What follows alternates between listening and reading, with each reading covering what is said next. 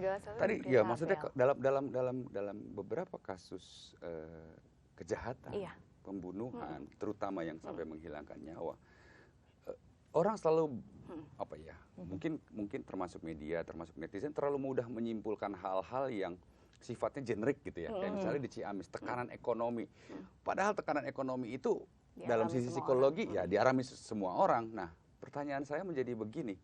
Menspesifikkan hal-hal yang menjadi penyebab dari psikologi gitu ya secara umum, secara generik tapi walaupun spesifik itu apa sih seberapa akumulasinya gitu orang bisa sampai berbuat sedemikian nekat, agresif menjadi tindakan destruktif yang kemudian membunuh, itu akumulasinya butuh periodikal kah atau butuh satu pemicu kah atau istilahnya bahasanya yang kemarin yang sempat viral itu hanya karena dia sudah salah parkir mobil di pinggir jalan, dia beli kemudian ditegur malah marah.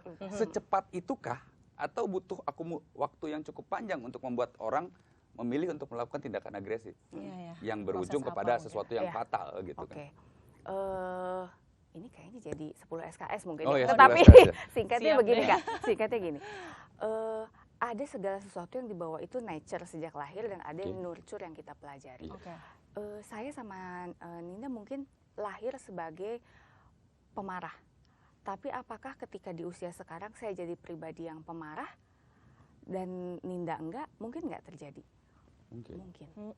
Kayak saya nih misalnya, saya insecure nih karena semua pinky-pinky saya biru sendiri. Wah, gitu kan. jangan dong Mas. Ya maksudnya saya dalam konteks itu kan bisa begitu kan. Saya insecure nih gitu kan karena beda sendiri nggak matching gitu.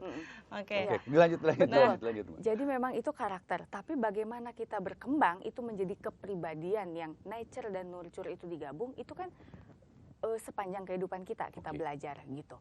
Nah, jadi kalau mau dilihat ini gimana ya prosesnya sampai masalah ekonomi itu kan mau yang kaya, masalahnya ada, takut kehilangan aset, yang kekurangan, masalahnya juga ada. Jadi betul bahwa ini dialami oleh semua orang.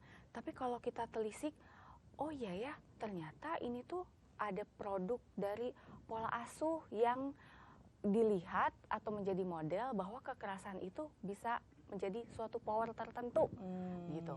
Nah itu kan akan mempengaruhi. Jadi ketika dia menghadapi tantangan, oh langkah kekerasan inilah yang akan saya ambil. Iya, makanya bertanya-tanya juga wondering kenapa banyak orang yang kesehatan mentalnya terganggu misalkan lagi ekstrim harus pergi ke itu apa namanya melakukan tindakan kekerasan gitu.